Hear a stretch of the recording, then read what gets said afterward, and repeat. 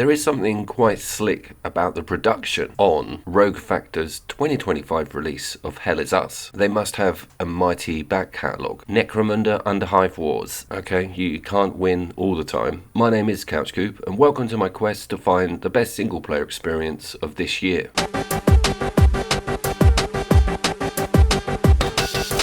Why did you do it? There is something of the Blade Runner with this scene, roles reversed, sort of clinical interrogation. The lore does interest me, and things, as you can see, are not that normal. This game is not stuck in any form of grounded reality at all, which I very much welcome. And I managed to get a review of the demo for this game on the channel about 4 months ago, and I enjoyed it. Its combat was tight. It was like a dungeony, puzzly third-person action game. The controls lean on a very Souls-like setup, and the developers have been very particular about saying that it isn't a Souls-like. We will have that chat later. The majority of this video, well, 100% of it, is filmed in the quality mode. We get 2 options, and I stayed with that high resolution. No problems with frames whatsoever, so that is a plus straight off the bat.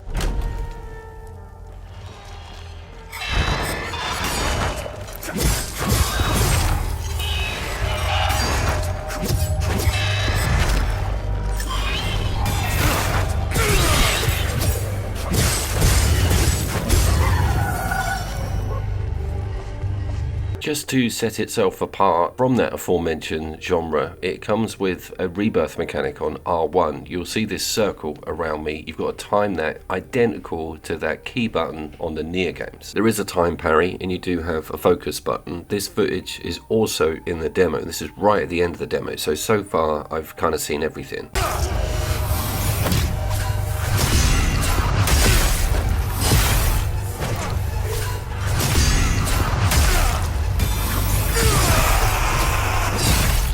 That focus button is so important because most of the enemies are tethered to something else and cannot be damaged until the something else is killed, and that's normally a big ball of elemental nightmare fuel. You are also in command of a drone. Is it like the Wildlands drone? No, it is nothing like the Ghost Recon Wildlands drone. You have some prompts on R2. You're given a sort of standard trap to be going with, and that really helps with crowd control or if you're dealing with one of these 2-stage enemies.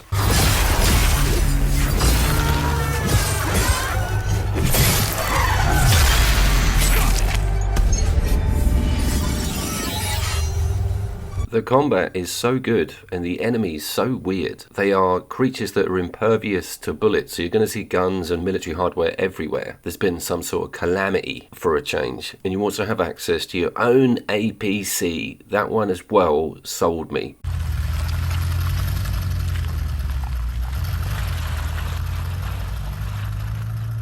You then step out to a very open, larger section of video game. This was totally what I was looking for. Multiple directions, multiple options, loads of NPCs to talk to. One thing I want to mention, and this game doesn't hide this at all, it's even got a disclaimer saying the following: you will need to read things and remember stuff. There are no mission markers. There is no minimap. There is no go here, talk to that person now to progress this video game. It is the polar opposite to something that Ubisoft would make. A lot of people are going to love that, and I'm potentially one of them. Consulting your datapad, looking at information about family members that have gone missing or different mini quests is 100% a thing. Check out the swimming.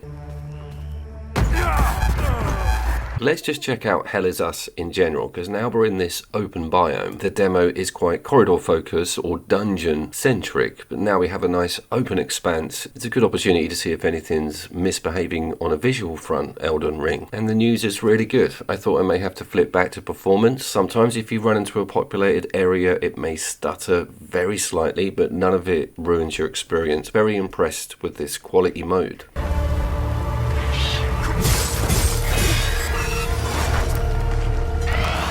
That also goes for getting in a tussle with more than one enemy. The water still looks great. Nothing really suffers at all when you start getting busy in combat in this open area.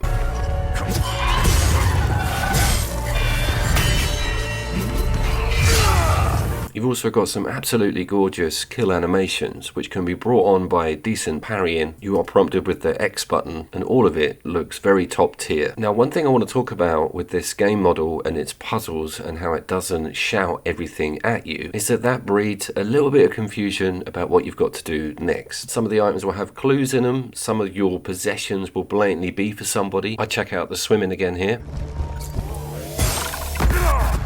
Each NPC has a trade option, meaning that you can hand something over. I've been walking around with that wristwatch for the entire game, by the way. I will take comments on who I bribed that with. But my point being, most of your objects or objectives have got a little bit of story behind them, and you can just work it out through process of elimination, which can be a little bit annoying if you've got loads of options within a map area, but it's not too bad. I've got quite far in this game without having to consult any walkthroughs, which surprised me.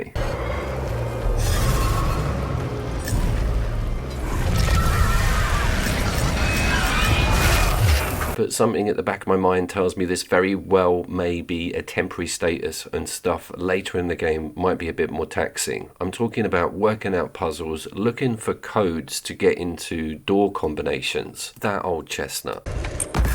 I do enjoy the game's darkness. It's very morbid and depressing. Even the sun isn't sort of coming out correctly. This calamity event has obviously affected reality on a massive scale. And the stories also from the civilian population and a lot of the military personnel, which soon become commonplace. There's a lot of installations, a lot of rundown villages and towns that have all got their own stories and problems, so everything can be approached in your own time and in what order you want to do it in. You'll be noticing that these tethered enemies are changing colour. They have elemental blights and powers, and you can mix this out by getting glints in your weapons. We'll talk about that in a second, because there's a big crafting element which I wasn't expecting.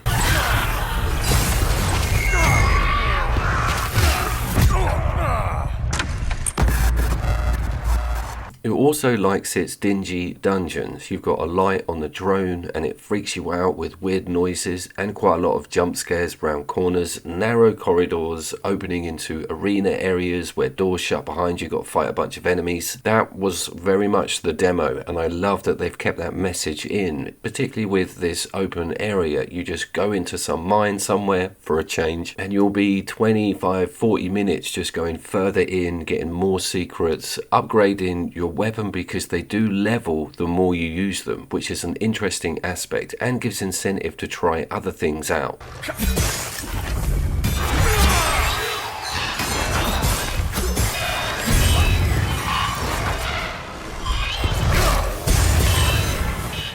I haven't actually mentioned the button layout, and it isn't traditional shoulder buttons for attack. It's actually face buttons. You've got square as your quick and triangle as your build. Now this one is super fascinating because you just can't tap triangle for a larger move. You've got to build it or not use it at all. There is a little bit of strategy behind that, and that's quite enjoyable. You are not immune to hits whilst you're building that weapon, so there's a lot going on with trying to get your key back with that white ring and managing your drone with its specials. And we do have an L2 special option on the handheld weapon, which we'll come up to in a second.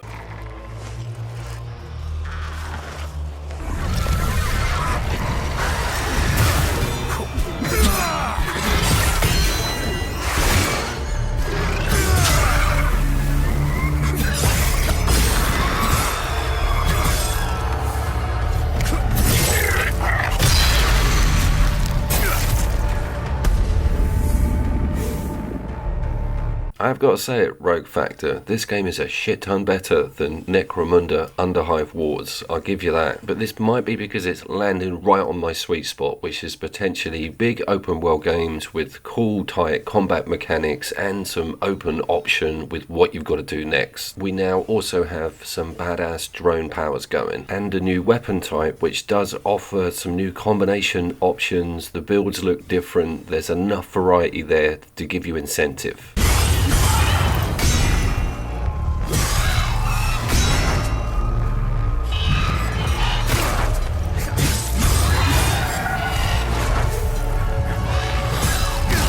The datapad is worth talking about. It's absolutely massive on the amount of options and things you can drill down and read about. It almost feels like this game was built for the Wii U. I know that sounds like a tongue-in-cheek joke, but having that second screen all the time and not having to pause the game would actually be a bit of a bonus. I was enjoying this game's action so much that I kept forgetting to look at things, and every time I came to a dead end or didn't have a good idea about where I'm supposed to be going or what to do next, you can just go in, look at some of the items, look at some of the characters and work out who you've got to talk to. But again, it's not layman, and I can see it getting a lot more fiddly in later game. Here are some of the upgrade options, and this one was pretty amazing really, because it changes visually the cosmetics of the weapon itself, and you have loads of choice in which direction you want to go to with these elements, which is named after emotions. It's quite difficult to get your head round, but once you realise what counter others, it becomes a little bit more easy to understand. You can also carry two weapons around simultaneously and switch those out in real time, and you can find duplicate models of weapon, which means that you can build down a different path with that elemental change.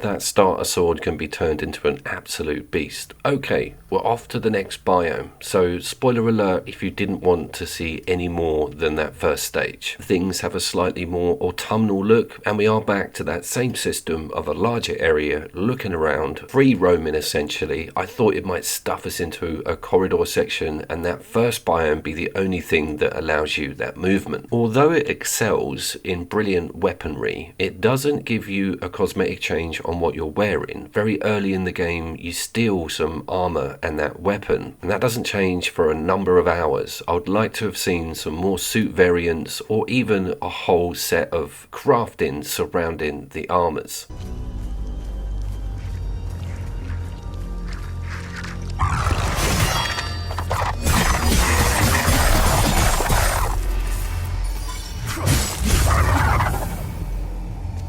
The creatures in this second section are also upped as well, being larger, having more of those tethered balls attached to them, and just looking so much more weirder. Projectile harpoons arrive, things will get you from range whilst you're being swamped by a larger group. It totally keeps up with you, because by this stage you have upgraded what you've chosen quite massively, and you are dealing loads of damage against those smaller grunt dudes.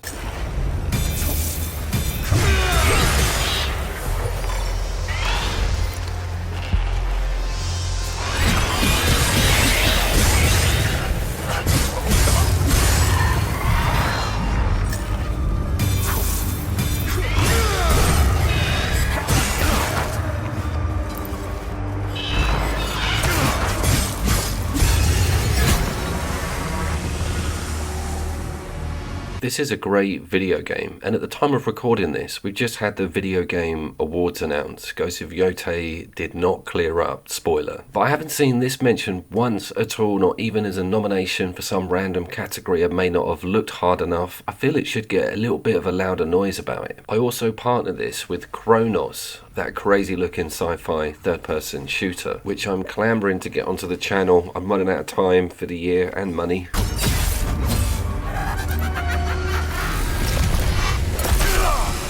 But back to Hell Is Us. I know I've only really shown the cool combat material and some of the more exciting sections of the game. There is a lot of running around and talking to people and reading things and remembering stuff. As mentioned before, that sort of experience isn't for everybody. But I want to say, if you really don't like that stuff about an action role-playing game, there is more than enough material to circumnavigate that strange questing system. The no map, using the compass, going back to NPCs you spoke to 3 hours ago.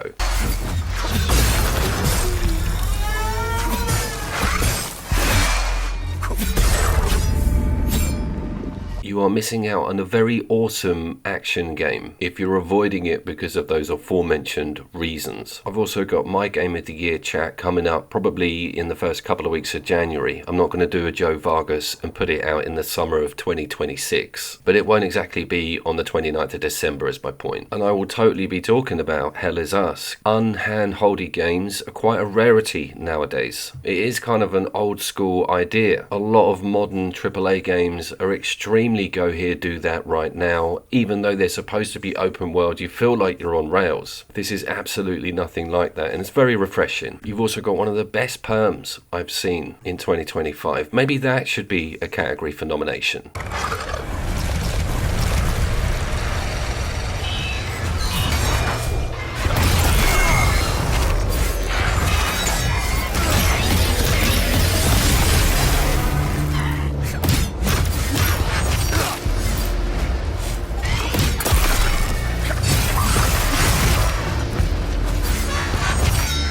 What else do I have coming up before the end of the year? Some more local co-op content, and I may even sneak in another single player gem. Leave it with me. I'm also playing Far Cry New Dawn on my PlayStation 5. You're doing what to yourself? Yeah, long story. I will keep you all posted on my YouTube community page.